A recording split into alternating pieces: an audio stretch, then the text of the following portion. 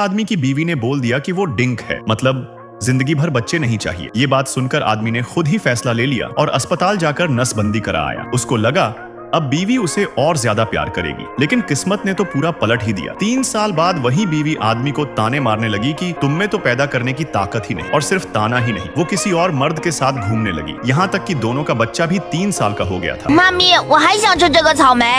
आदमी के पैरों से जमीन खिसक गई। उसे साफ समझ आ गया कि बीवी कभी डिंक थी ही नहीं, बस उससे बच्चा नहीं चाहती थी। इसका मतलब उसके 3 साल का नसबंदी करवाना पूरा बेकार गया। हमारी फैमिली को डिस्टर्ब मत करो, ले शरारत मत कर, वरना मम्मी गुस्सा हो जाएगी। आदमी यानी योंगान बस वहीं खड़ा रह गया। मन में सोचा अब जाकर असलियत समझ आया। चाह रहा था जाकर तीनों को अच्छे से सुनाए, लेकिन फिर लगा कि अब इन सब का कोई मतलब नहीं। उसी रात योंगान सो नहीं पाया। उसे लगा कि उसकी इज्जत, उसका वजूद सब कुचल दिया गया है। लेकिन ऊपर से बीवी उसको छोटे छोटे वीडियो भेज रही थी, जिसमें वो अपने नए आशिक के साथ प्यार व्यार दिखा रही थी और मैसेज कर रही थी, बेहतर होगा तुम खुद ही तलाक दे दो। योंगान अब भी बीवी से प्यार करता था, इसलिए उसने एक भी मैसेज का जवाब नहीं दिया। लेकिन अगले ही दिन बीवी उस दूसरे आदमी को लेकर योंगान के घर पहुंच गई। बोली, शादी के 8 साल में मैंने तुम पर 2 करोड़ रुपए खर्च किए हैं। अब मेरी कंपनी लिस्ट होने वाली है, इसलिए तुरंत ये पैसे वापस करो। उसे लगा योंगान बेकार इंसान है, पैसे क्या लौटाएगा। लेकिन योंगान ने काल्मली कहा, अच्छा 8 साल की शादी, तुम्हें बस 2 करोड़ ही चाहिए। 8年时间，你就是想要这200万，对吗？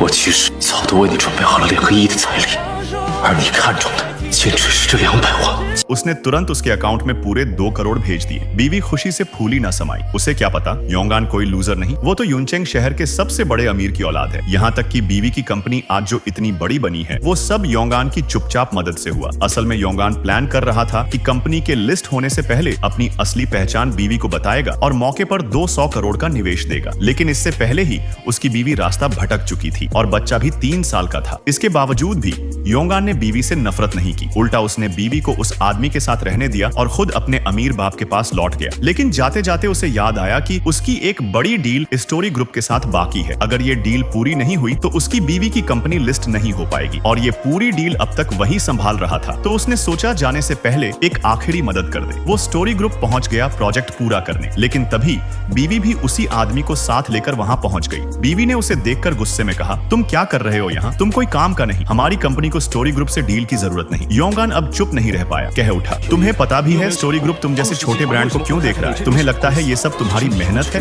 बीवी बोली, क्या तुमने किया? योंगान बोला, हाँ मेरी वजह से। अगर मैं कनेक्शन नहीं लगाता तो गू जनरल मैनेजर तुम्हारी कंपनी का नाम तक नहीं जानता। चुप रहो।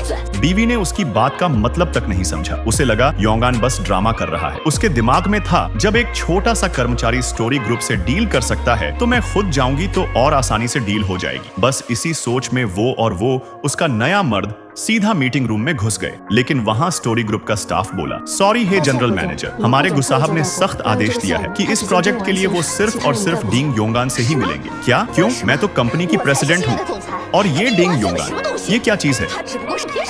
स्टाफ बोला, सॉरी मैडम, ये ऊपर से डायरेक्ट ऑन ऑर्डर है, हम सिर्फ फॉलो कर सकते हैं। तभी उनका वो साथ आया। ये तो कंपनी में रहने वाला एक बेकार सा स्टाफ है, जिसे हम तो अभी निकालने वाले हैं। गु जनरल इस बेकार इंसान से क्यों मिलेंगे? सबको लगा अब बीवी के दिमाग में बात घुसेगा, लेकिन नहीं। उल्टा उसने सोचा, योंगान ने गु जनरल को मेरे खिलाफ भड़का दिया। बस वहीं से वो पूरे गुस्से में योंगान को गाली देने लगी। तुम इंसान कहलाने लायक नहीं, मेरी कंपनी के खिलाफ चालें चल रहे हो। बाकी सहकर्मी भी बीवी के सपोर्ट में जुट गए। हाँ, पीछे से नीचा दिखा रहा है। योंगान बस शांति से खड़ा रहा। इतने लोगों को देखकर भी वो लड़ने नहीं गया।